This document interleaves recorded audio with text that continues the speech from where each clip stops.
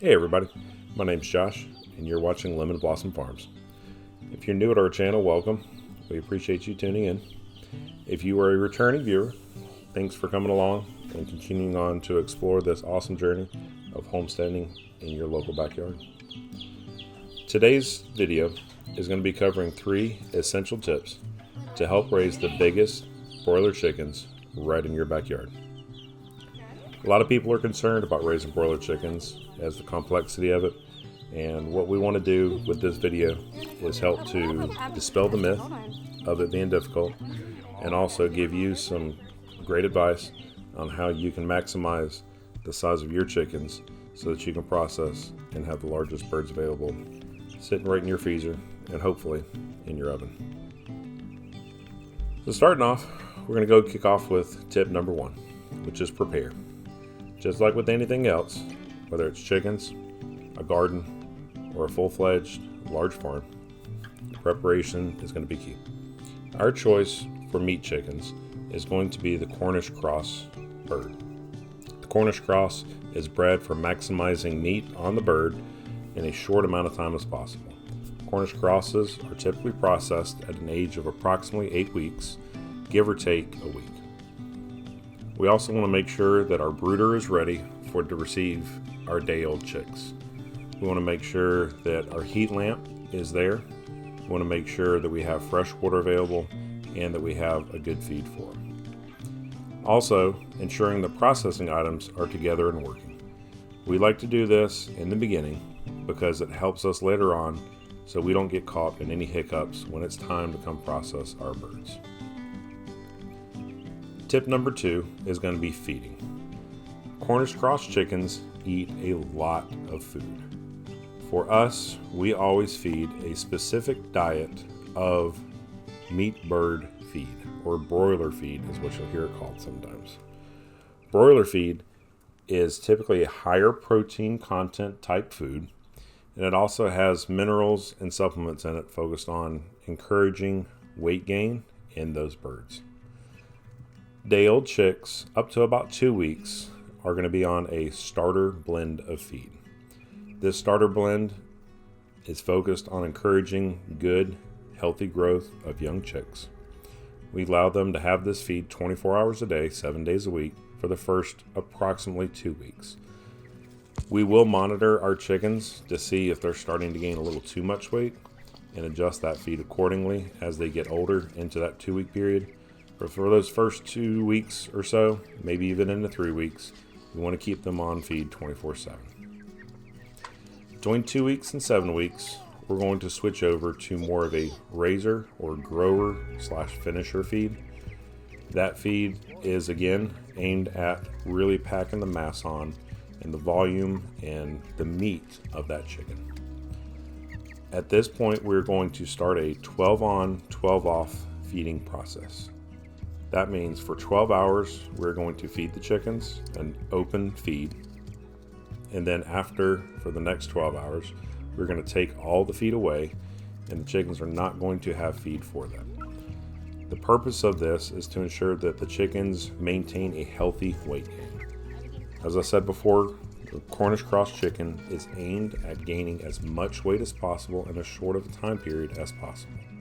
Their bodies have their essentially limits turned off for this, and they will suffer significant health problems if left with the ability to consume as much feed as they want.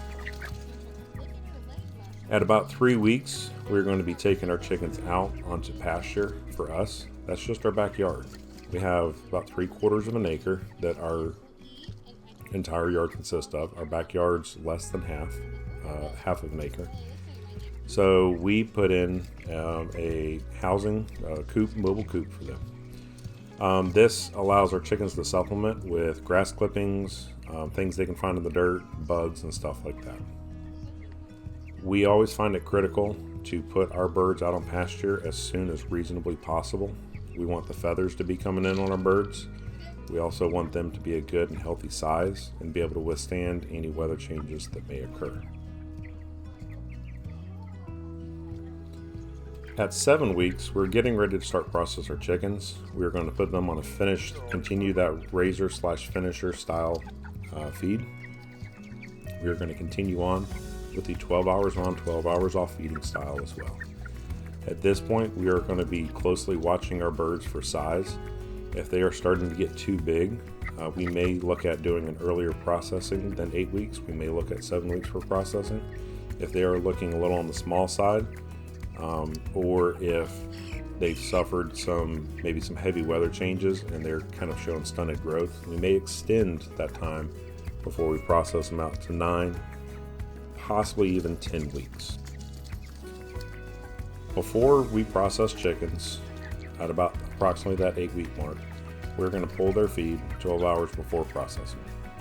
We usually process early mornings on a weekend, so that night when we go to pull a feed, our chickens just don't get the feed put back to them. Before we jump into tip number 3, I just wanted to say thank you for tuning along. If you're getting value and great information out of this video, we really appreciate it if you hit that like button, go down below and subscribe.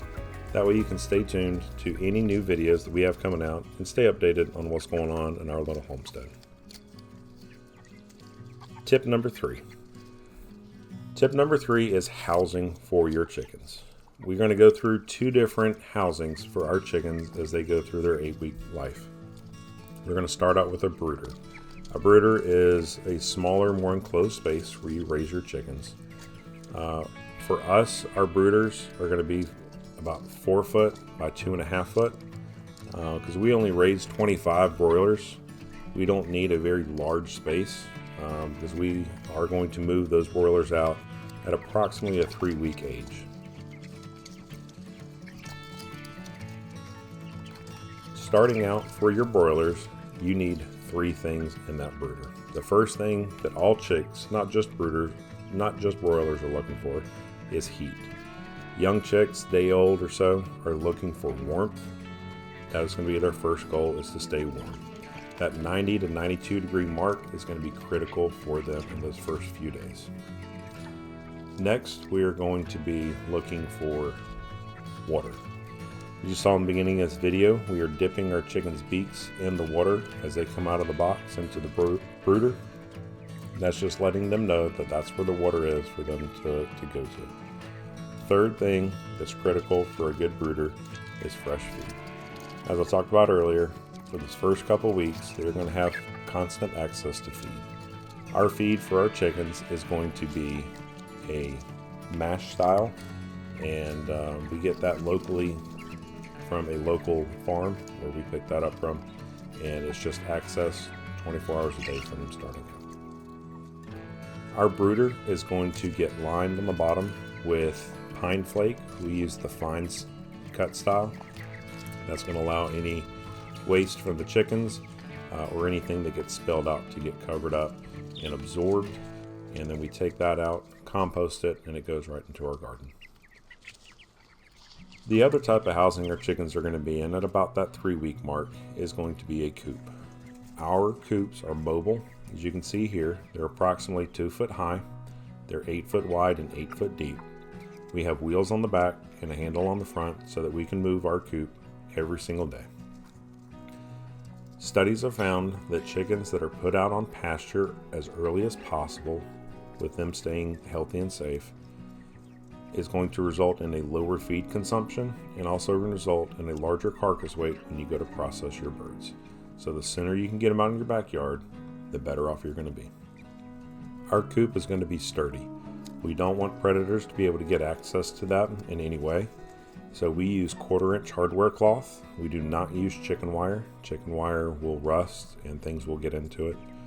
And we also use 2x4s. You can use 2x2s. Those are very sturdy as well. We just used what extra we had lying around from other projects. And we also use a plywood covering on it, so that if we do get rain or even hot weather later on into more summer months, they can get a break from the sun and seek shelter into some shade. Our mobile coop is nothing fancy. I had to buy a few things new, such as the 1/4-inch hardware cloth, and maybe some the hardware for like the doors and wheels. We didn't have that sitting around, but everything else, the plywood and just about all the 2x4s that we used were something we already had on hand, so I just put that together. Chickens do not need anything fancy for this. These birds are processed at 8 weeks, so the other thing to remember is you're not necessarily going to have to worry about months and years of this staying around. This is our second season of using this mobile coop. We used it last year. We're using it again this year. It's held up just fine. We live in southeast Georgia where things are very prone to decay, decomposition, weather, and stuff like that, and this has held up great. So those are 3 tips for raising broiler chickens in your backyard.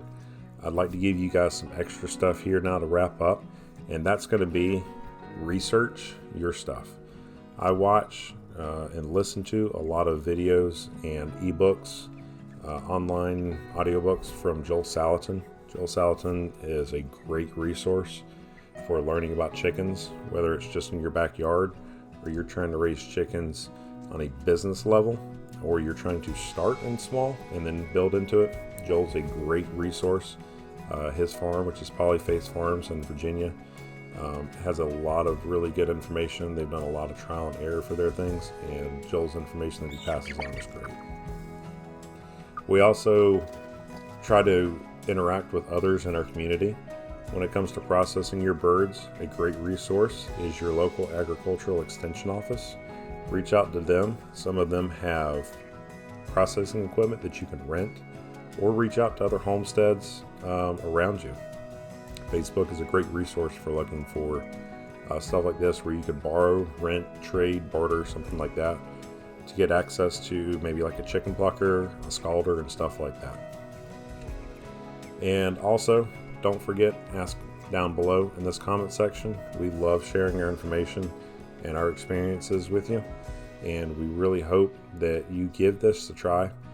Do not be afraid. We do 25 birds at a time with our stuff. It's nothing hard and complex. If you are going to raise broiler chickens, I recommend starting at a 15 to 20 bird mark.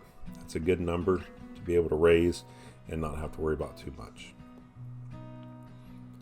Again, thanks for tuning in. Please don't forget to like and subscribe. Drop comments down below with any questions or ideas that you may have. And feel free to check out our Etsy page, link down in the little box below, information box. We appreciate you following along and hope that you'll tune in for more videos that we release soon. Happy gardening, everybody.